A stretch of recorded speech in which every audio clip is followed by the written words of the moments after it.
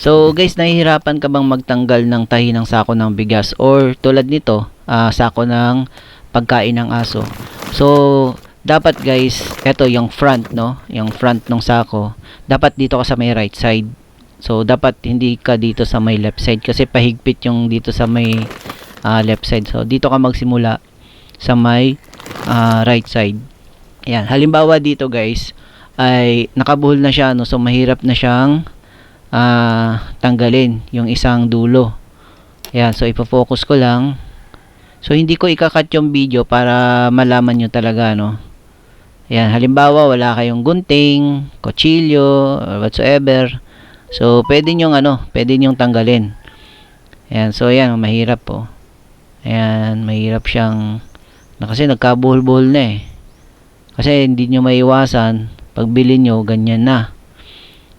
Ayan o. Ayan, nakikita nyo yung, ayan, yung isang tahi, yung isang portion na yon, tatanggalin natin yon. Tulad nito guys, mahirap na siyang ipaghiwalay, no, yung dulo sa dulo ng tahi. Ayan o, ang hirap talaga siyang tanggalin. So mamaya ipapakita ko sa inyo. Ayan, eto, yan, tanggalin nyo lang to, yan. Yan yung tatanggalin nyo dyan. Yan, yung part na yan. Yan, tanggalin nyo lang yan, yun. So, yun kasi yung lock nya. Then, yan na. Ganyan kadali tanggalin yung tahi. Ayan. So, dapat ang hatak mo dito sa may likuran. Ayan, oo. So, yan. So, ipofocus ko lang ng konti para makita nyo talaga. Ayan, oo. So, yan, papakita ko din mamaya dun sa kabila kapag dun kayo nagbukas kung ganito din ba yung kanyang ayan o, pagkakatanggal. So, ayan o. So, hindi siya naglalak pag ito yung hinahatak mo. Ayan. Ngayon, tingnan natin dito sa may kabila kung halimbawa dito kayo mag-umpisa. So, ayan.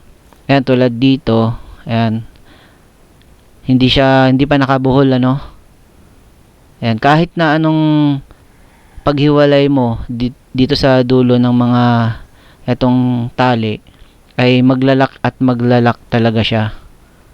Ayan, kasi yung niya is etong side na yan ay once na hiniwalay mo yung dalawang dulo ng tali ay naglalak talaga yung kanyang ayan pakita ko sa inyo. Ayan, kahit na ayan, kaya kahit na mahiwalay yung isa, hindi mo talaga siya matatanggal kasi yung direction niya is palak. Kaya ang suggestion ko is doon kayo mag-umpisa doon sa right side. Halimbawa yung yung front, nakaharap sa inyo yung harap ng sako o yung kanyang logo halimbawa. So doon kayo sa may right side mag-umpisa. Ayan o. So in case na ma-encounter nyo yung ganito, dito kayo nag-umpisa sa may left side, hindi nyo talaga yan matatanggal kasi once na hinila nyo yung isa ay maglalak yan. Ayan o. Mamaya kahit na mahiwalay na natin yan dito sa may bandang dulo ng sako ay talagang hindi mo talaga siya matatanggal. Ayan o. So ito guys ay halimbawa wala nga kayong dalang gunting o kaya kutsilyo, wala kayong dala, tapos gusto nyo buksan yung sako or sako ng bigas or sako ng feeds or sako ng sa dog food tulad nito.